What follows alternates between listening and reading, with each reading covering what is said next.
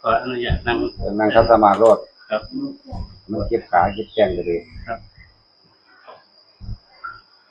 จะเริ่มต้นยังไงผมถวายปัจจัยกับหลวงพ่อมา25แค่ละแต่ว่าแต่ละร้อยมันบ่ค่อยมีเอาทีละหน่อยนั่นแหละจะเฮ็ดหลายผมมาตั้งใจอยากมากราบหลวงพ่อแต่ว่ามันบ่มีเวลาอยู่กรุงเทพครับเลยมื้อนี้มาแล้วก็เหนื่อยมากมากราบเบิ่งโอ้ยสังกะสีมันสะท้อนบ่เห็นหน้าหลวงพ่อหลวงพ่อสบายดีนะครับปลูกต้นไม้ครับปลูกไปเรื่อยๆเบิ่งในหนึ่งของพระองค์ใด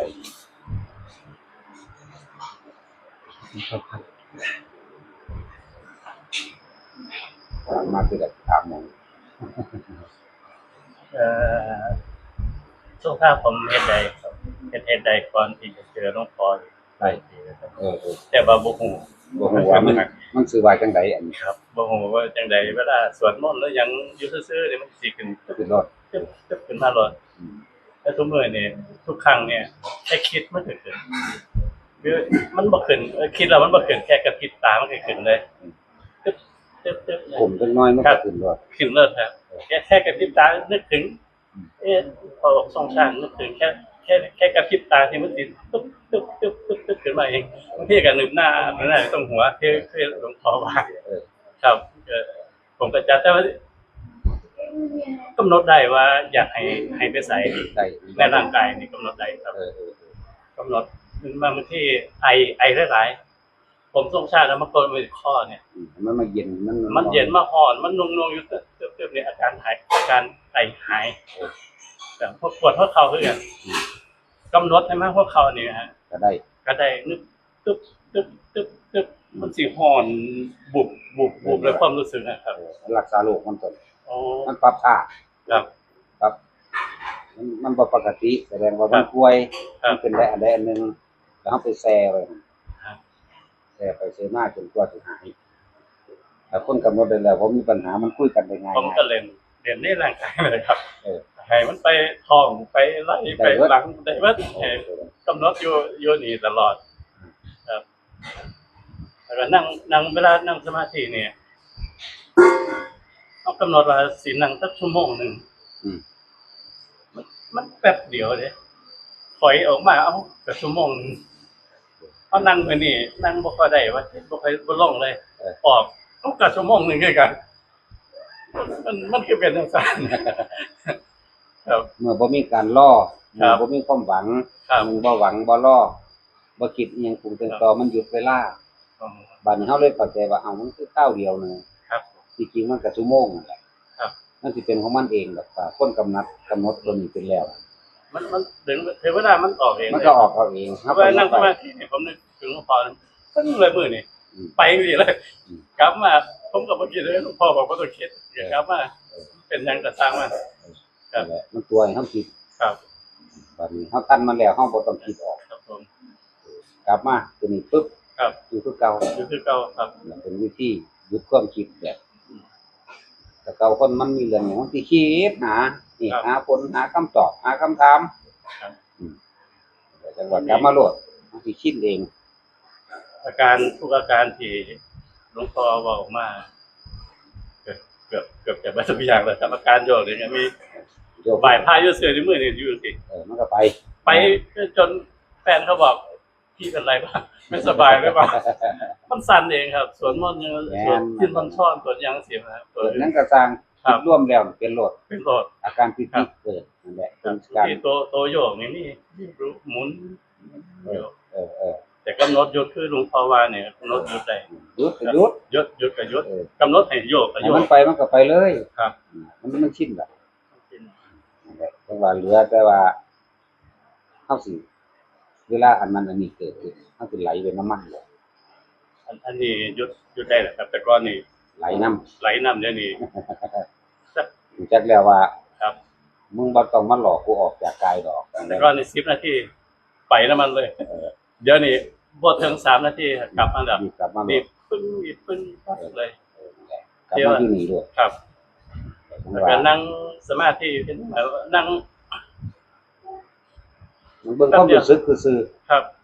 มันดิ่งไม่ได้ครับนิ่งแต่ว่ามันมีตัวเราอยู่ตัวหนึงหูสึกตัวอยู่แต่มันตรวจไปจะโล่งจะวาง แบบบ่หูจะตัดสัญญาไปเลย อืม แล้วก็แต่ว่าร่างกายนี่สิลง สร้างมันอัน แต่ว่าผมบ่ฮู้เด้ อืมออกมา แต่ จั ว่าง หู แฟนเขาเจ้าคือนั่งสมาธิจังซี่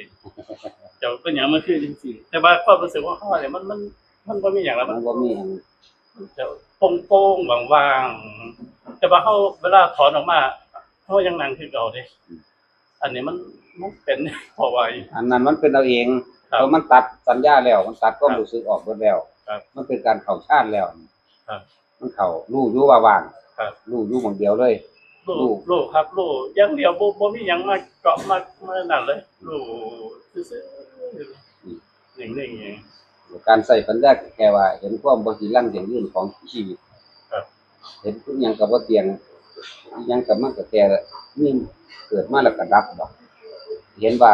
ถ้าเฮาเข้าไปยึดติดกับสิ่งใดสิ่งหนึ่งก็เป็นทุกข์ทั้งนั้น ครับ เฮาบ่ฮู้ว่าเฮาทุกข์เพราะว่าเฮาเห็นแก่ตัวเฮาอยากได้เฮาอยากเป็นเนี่ยเห็นอิหยังก็สร้างเห็นก็แค่โอ้มันก็แค่นั้นแหละมันก็แค่ว่าอันนี้เกิดอันนี้ก็ดับมันก็แซ่อยู่จังซั่นนี่โดยปัญญาเป็นแบบนี้มันเลยเป็นบ่อยากมัวซ่าบ่อยากนำมาคิด ครับ แล้วจังว่าที่ว่าเกิดยังขึ้นจะไปคิดต่อหาคำถามและคำตอบของมันเด้อดีกลับมาอันอื่นก็เหมือนกันบัดนี้ต้องเฮ็ดหยังกันนอนปุ๊บสังแม่มันดอก ตัดเลยเด้ อันนี้ตัดครับ จังซั่นแหละ ผมบ่สนใจเลย บ่ ครับ สนใจ ขับรถคือกันครับขับรถมานี่ครับมากันตลอดเลย เออ นึก ย่างไปซื่อๆมันก็เป็นอยู่แล้ว ครับเป็น ขับรถทั้งนิ่งก็เก่าอีกบัดนี้ ครับ แบบที่อยู่กับตัวเองมันเป็นขนาดเป็นคนบ่เรื่องมากเป็นคนบ่มักยากเป็นคนบ่มีปัญหา แล้วเขาบ่สนใจครับ อิหยังกันมันก็แค่นั้น เสีย แห ง ละ ดัง เด้ โวยวายเขาสิอันนั้นกันที่เขาคุยเขาร้องเพลงมันก็บ่สนใจเลยมันก็บ่ได้บางทีแทบจะบ่ได้ยินเลยครับบางทีก็เปิดตึมอยู่นะ นั่นแหละแต่ว่าจะไปดึงมาเสียงมันบ่ตะมัน ครับ แต่ไปดึงมาโอ้ยอันนั้นอันนี้เอาแล้วเด็กหาเรื่องกันเสียงมันก็อยู่กับเสียงอื่นๆอยู่กับมันเดี๋ยวเฮาไปปรุงไปแต่งกับมันเฮ็ดหยัง ครับ นี่เป็นวิธียุติดีที่สุดแล้วว่าเฮ็ดไปเรื่อยๆก็สุดท้ายเฮานั่นน่ะเข้าร่มคือเก่าเข้านี่คือเก่า แล้วลักษณะของการตัดสัญญาที่ว่ามันสร้างจริง แม่นแหละ แต่เขาเองออกเองหรือบ่ได้ถึงเวลาออกมาเองครับ มันออกเอาเอง ครับ เขาเองออกเองคนแค่กำหนดหน่อยๆแล้วทิ่มบ่ได้ตั้งใจ บ่ได้ตั้งใจครับ กำหนดนี่นะจักหน้อยก็น่าจังซี่ ครับ นั่นแหละเอิ้นว่าเจโตสมาธิจิตตั้งมั่นแล้วก็เป็นความหลุดพ้นทางจิตเอิ้นเจโตสมาธิคนเจโตบุมิติก็ว่าคนเฮาก็บ่คิดก็บ่ทุกข์เท่านี้นึงได้ล่ะต่อมาถ้าเห็นแล้วใช้อำนาจของเจโตสมาธิเจโตวิมุตติความหลุดพ้นทางจิตมันพอได้หลุดพ้นแท้แต่ต้องหลุดพ้นทางปัญญาไปพร้อมยังก็แค่นั้นแหละมันเป็นเอิ้นว่าเป็นเครื่องพักเป็นวิหารธรรมเป็นหม่องพักใจของเฮาเองหยุดความคิดนั่ง2ชั่วโมง3ชั่วโมงก็สร้างข้าวเดียว ข้าวเดียวครับ เขาเองออกเอง ครับ เนี่ย ว่าเฮากำหนดได้เลยว่าสินั่งเท่าใด สัก2ชั่วโมงก็นั่ง ครับ รูปเดียว รูปเดียวครับ มาแต่มาก2ชั่วโมงจริง ที่ดีครับในการบ่ต้องเบิ่งเลย ๆ ครั บ่ บ ต้องเบิ่งก็ได้มันเป๊ะ เป๊ะเลย ต่อนาฬิกาอีก ครับ ผมจริงๆผมบวชมา2เทื่อละพรรษา เออบ วชในกรุงเทพ อืม แต่ว่าเห็นแล้วเห็นการปฏิบัติของทางผมเลยว่า ผมสิบวชเองผมสิสร้างวัดเอง ความคิดของผมก็มาสวดอย่างทุกอย่างนะครับหนังสือสวดธรรมะสวดมนต์เนี่ยผมได้ว่าตอนนี้กำลังเอาปฏิโมกข์ก็ได้เครื่องหนึงแล้ว ก็เป็นโลดมันเป็นความอยู่ สวดพระพวกว่าธรรมนิยาม12ตำนาน หรือบทแจงบทหยังนี่มันได้บ่ครับ ไปเบิดสวดไปโลด ครับได้บ่ เป็นเครื่องอยู่ของเฮาบ่อยู่กับอันหนึงก็อยู่กับอันหนึง ถึงโตว่าสิบวชว่าสิสร้างวัดอยู่ละแต่ว่าตอนนี้ผมว่าบ่จำเป็นต้องมาหาหลวงพ่อดีกว่าครับ ก็ต้องกำหนดหยังดอก ฮ็ดไปเถอะถึงเวลามันสิเป็นเอาเองมันสิธรรมะสิจัดสรรบีบตัวของมาเองบีบโดยว่ามันกับแก้มใจ ครับ เมื่อมันบ่อยากได้หยังมันออกมาเองว่ามีเหตุผลก็ไปพร้อม ครับ เขาได้ถามหยังมันบ่อยากเว้า แม่นครับบ่จะบอกบ่สนใจซื่อ ก็คือเพราะว่าให้ผู้อื่นมาเข้าใจเจ้าของเฮ็ดหยังมันสิเป็นจังซี่ไปเลยมันสิบ่แค่คำถามคำตอบเข้าไปว่าอีหยังมันสิมาเอาเองดอกถึงเวลาเต็มที่ของมันออกเอง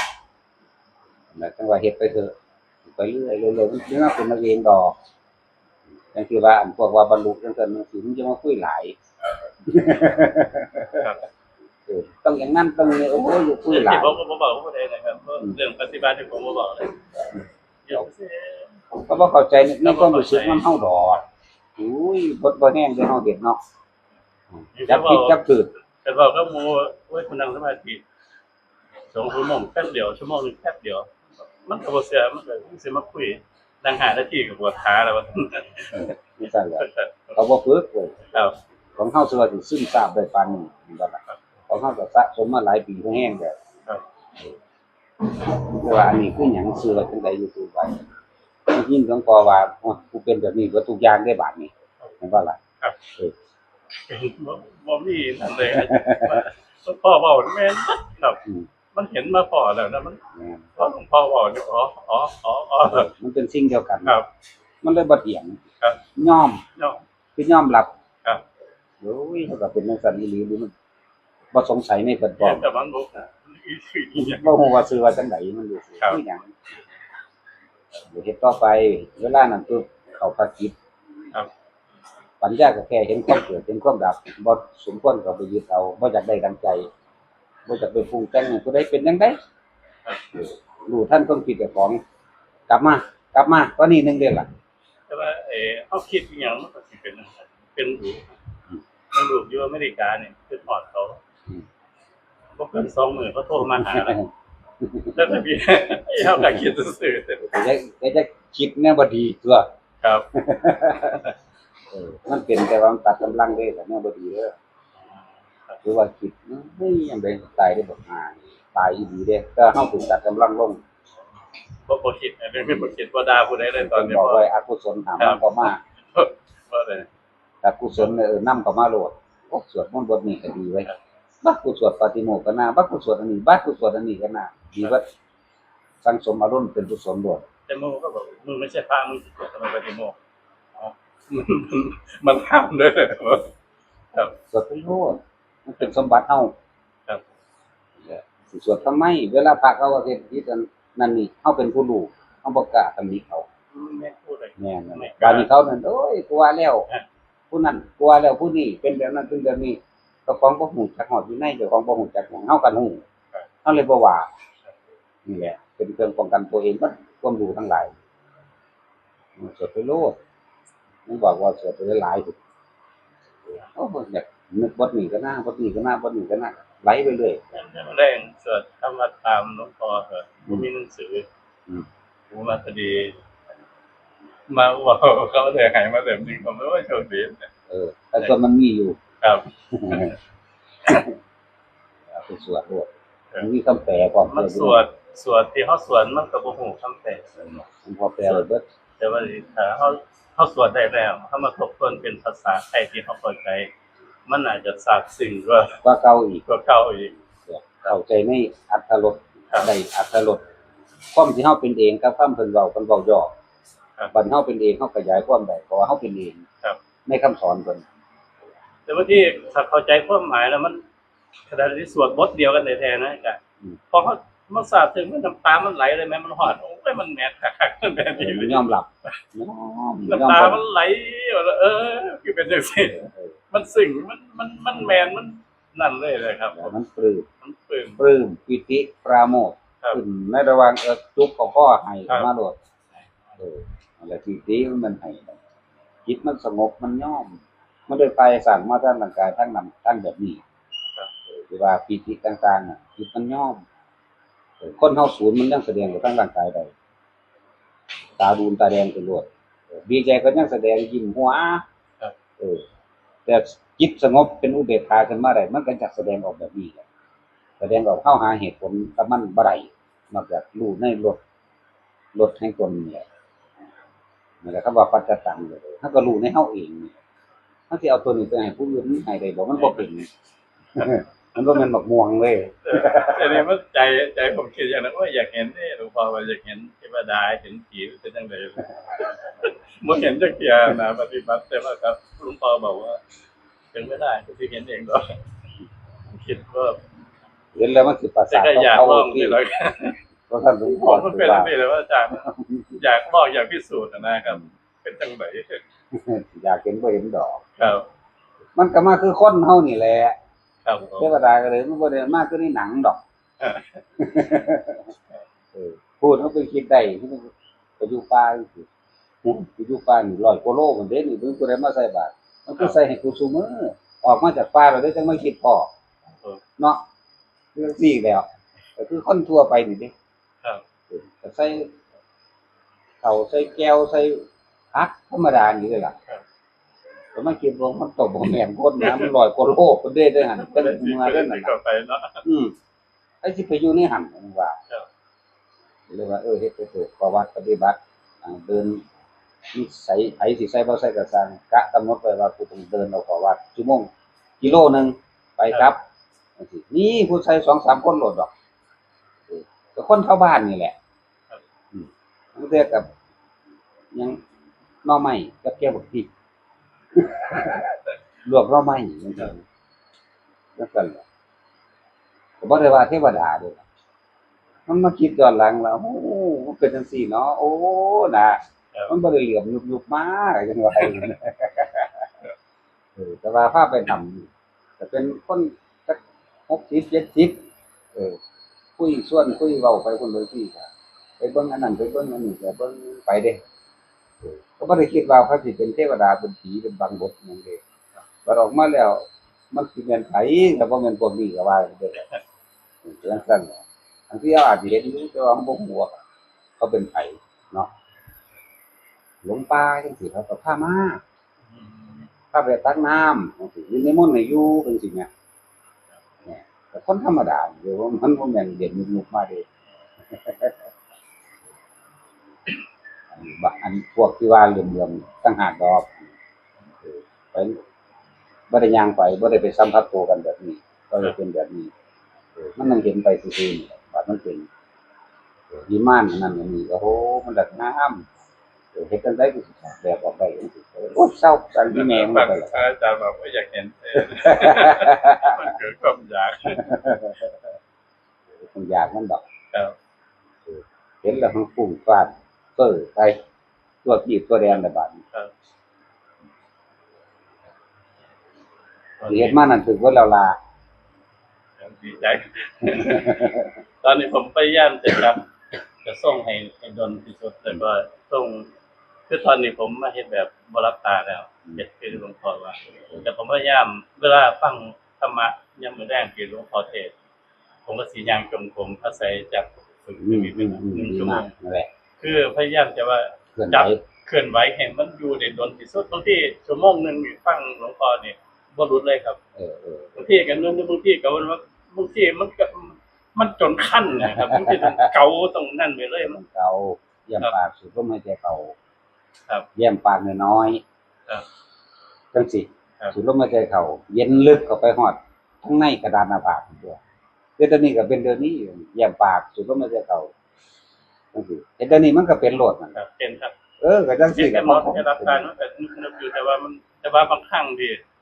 คนหลายๆมันเสียงดังหลายๆมันขึ้นแห้งนี่คล้ายๆว่ามันยานเฮาหลุดหรือจังได แม่นมันเตือน ครับ อย่าเอาหูไปฟังเขา เออ จะนำคำบอกเขามาคิด มันเป็นน่วงๆกันเลย น่วงแค่บึบบึบบึบบึบ นั่นแหละ คนเอารถ มันเตือน เบาๆก็ได้ ไปปรุงจะเป็นจะไปผิดจะไปถูก ครับ จะไปตัดสินหยังกับเขาฟังซื่อๆนั่นแหละ ตอนนี้ถึงนั่งแล้วก็ได้ขึ้นตอนนี้มันขึ้นนิ่ม ครับนิ่มๆเบาๆสบาย เย็น เย็น สบาย ครับ ขึ้นตอนนี้นะครับแต่เวลามันเป็นการเป็นงานอย่างแบบโลกๆมันสิขึ้นเจ็บ ๆเจ็บ ๆเป็นต้นๆเป็นแบบตึบๆตึงๆโพด ตึบ นั่นแหละมันเตือน ๆ ที่นั่งสมาธิ น้อมเข้ามาเลย ครับ เยี่ยมบาดน้อมเข้ามาเลยนั่นแหละให้มันว่างคิดเป็นกลางให้มันกลางที่สุดนั่นล่ะหมายถึงว่าฝึกเฮ็ดมื่นตาไปเรื่อยๆ เป็นชั่วโมงอยู่เอากลับมาไม่ได้หานาทีรู้ตัวเองแล้ว เออเออ นึกขึ้นมาเอามาใหม่ขยับไปดู10 นาที เว้ย นะ ฝึกเว้ย ครับฝึกไปเลย ไปเรื่อยๆส่วนปัญญาอาศัยการฟังมันก็ยอมรับเองดอกอันเพิ่นเว้าถึกปุ๊บ ครับแม่น โอ้ยหากินซ้ำตายคือคนบ้าเนี่ยมันก็ยอมเด้ล่ะ ครับ ด้วยก็ไปเห็นว่ามันสิซื้อความป่วยความตายได้ดอกนี่นักวิทยาศาสตร์มันก็เห็นป้องสร้างเครื่องป้องกันตายกันป่วยแน่จังว่าเนาะ แสดงว่าผมมาเก็บข้างเนาะมา เออนั่นแหละ รักษาส่งอารมณ์ไปเรื่อย แม่น ๆครับ ทรงอารมณ์ทรงชาญ ส่งแช่ไป เออเรียกว่าวิหารธรรมได้หนังสือไปแล้วไปแปลในโอวาทปาติโมกข์ ครับผม เห็นบ่ ครับ ที่หลวงพ่อเว้าอยู่เรื่อย ครับ ๆก็เน้นว่าซั่นเพิ่นสิว่านั่นเป็นโอวาทครั้งสุดท้ายก็เน้นอย่าประมาทให้ทรงอารมณ์มันเป็นกุศลอย่าเอาสิ่งอันที่เป็นอกุศลเข้ามาแล้วให้หาถึงอยู่บางองค์ก็อยู่ชั้น1ชั้น2ชั้น3ชั้น4เนี่ยเพิ่นบ่ว่าหา6 7 8ดอกเพิ่นบอกแค่4เท่านั้นเองอันนั้นคือมันมีมาก่อนแล้วเพิ่นเลยเคลียร์ให้ซื่อๆแล้วไปแปลในโอวาทปาติโมกข์บ่มีผู้ใดแปลคือหลวงพ่อเด้อผู้แปลเป็นบ่ได้ แปลเอาเองนี่ว่ากูมั่วไปเลยได้สูงว่า ก็เอาผมก็บ่ได้สนชั้น2ชั้น3ชั้น4ผมจับตัวนึงอย่างเดียวพอให้อยู่กันแล้วกันทีนี้เวลามันขึ้นมันเริ่มอยู่ๆมันก็ขึ้นมาตึ๊บผมก็เอากำหนดว่าพุทโธมันไอ้ตึ๊บ ก็ต้องก็ได้เอาแต่ความรู้สึกเลย เอาแต่ความรู้สึกเลยอะไร แต่ความรู้สึก ผมก็เลยว่ามันสิกำหนดจังได๋มันขึ้นเขาต้องกำหนดปกติลมหายใจบ่ให้ลมหายใจมันก็บ่ได้คือลมหายใจแหละครับมันก็ขึ้น มันเป็นแล้วมันเป็น แค่ ท้อ เขา งแล้ คิ ว ดถึงเลยมันก็ขึ้นมาเลยพอมันขึ้นมาเลยสิเอาพุทโธมาจับบ่ได้ตรงไหนนี่ก็ตั้งใจจะมาถามบ่ ก็ต้อง ครับ พุทโธเป็นแค่คำคิดคนคิดมากถ้าขึ้นแล้วก็ต้อง เริ่มต้นแรกก็ฝึกให้ใจเข้าพ้นให้ใจออกตัวอันนี้ขึ้นมา ครับ เรียกว่าเฮาคิดนึกถึงเรื่องโดยวิตกนึกถึงลมเข้าและลมออกใส่คำบริกรรมว่าพุทลมเข้าโทลมออกเรื่องว่าวิตกวิจารณ์ประคองไว้จะคิดอย่างอื่นเด้อถ้าปิติเกิดแล้วตอนนี้คำบริกรรมหายไปก็จะนำเข้ามาให้เหลือแต่ลมกับตัวนี้ลมหายไปก็จะนำเข้ามาจะกลับมาหาลมใหม่เอาตัวสองเลย ตัวสองเลย นั่นแหละตัวสองมันสิเป็นเราเองเรื่องว่าชั้น1เป็นแบบนี้ชั้น2เป็นแบบนี้ให้เฮารู้จักชื่อมัน ผมก็มาติดตรงที่พอมันขึ้นแล้วมันเขาบ่ได้กำหนดนะครับมันขึ้นเอง นั่นแหละ พ ส อ อง มาจับความรู้สึกแล้วเขาต้องเอาพุทโธมาจับความรู้สึกมองดีว่าตึบกับพุทโธปีติเกิดขึ้นเลย ครับ ขั้นที่3สุขหายไปทุกข์หายไปเหลือแต่อุเบกขาล้วนๆมันเป็นไปทำความเข้าใจอยู่ในโอวาทปาติโมกข์นั่นแหละมันพอแปลไว้เต็มๆแล้วก็สิเว้าเรื่องชื่อของฌานตะกี้มันบ่มีดอกคำบริกรรมมีแต่รู้ลมเข้ารู้ลมออกตอนลมหายไปบ่ต้องนำกับลมออกมาใหม่เอาที่นี่เลยถ้าสมมุติว่าตัวนี้เข้าไปตัวนี้หายไปแต่ว่ามีความอื่นคุยปิติปราโมทย์เข้าไปสุขทุกข์หายเหลือแต่อุเบกขาล้วนๆเป็นชั้น3ส่วนที่ตัวที่4นั่นน่ะตัดสัญญาทั้งเบิดที่เฮาเข้านั่นแหละ4ง่ายๆแต่ให้เป็นแล้วมันบอกจังซี่ก็ได้ง่ายๆเนี่ยที่เป็นแบบนี้ต่อมาจากให้มันเข้าสู่คำว่าอัปปนาสมาธิแบบอัปปนาฌานมื่นตาเห็นว่างทั้งที่เห็นว่างทั้งที่เห็นว่างทั้งที่ได้กินได้ให้คนฝึกมื่นตาทั้งสมถะทั้งวิปัสสนาสิเลยสิตีคู่กันจิตว่างจากสิ่งที่เห็นจิตว่างทั้งที่เห็นว่าทั้งหลายทั้งปวงเคลื่อนไปแตกดับไปสลายไปแต่ว่าใจเฮาบ่ไปเคลื่อนน้ำมันเฮามีแต่เห็นมีแต่รู้ได้รู้ซื่อๆ อันนี้เข้าใจแล้วก็เบาหลายครับเบาเห็นแต่ตัดได้หลายอยู่แต่ว่ามันก็ยังมีครับสงสัยซื้อมันเดิน ครับ ต้องเฮ็ดจังได๋น่ะอันนี้ถูกบ่ ครับ อันนี้นิดหน่อยนึงดอกแล้วซุมื้อก็เทศอยู่ดอกอันเรื่องแก้อัน ผมสร้างมือกับเช้าเย็นเลยครับ แต่ว่ามาเห็นกับโตแล้ว ครับ มันเข้าใจง่ายกว่า อยากถามอยากมันเป็นจังซี่นะครับ ตามนั้นแหละ ครับผม มีหยังต่อบ่ว่าสิ ครับ พัก ผม ได้บาด ผมอยากรบกวนพระอาจารย์หลายอยากให้ มาถ้าถ่ายรูปก็สิตายน่ะ ใช่ครับ เอาให้เขาถ่ายให้ ขึ้นไปถ่ายรูปพระอาจารย์กับ ถ่ายโลด แสงสีเสียง เห็นได้ว่ามีแสงสีเสียงอุบบบาบมันเป็นบ้าน้ำมันแสงสีนั่นสีนี่เห็นบ่เลยบ่ให้มัน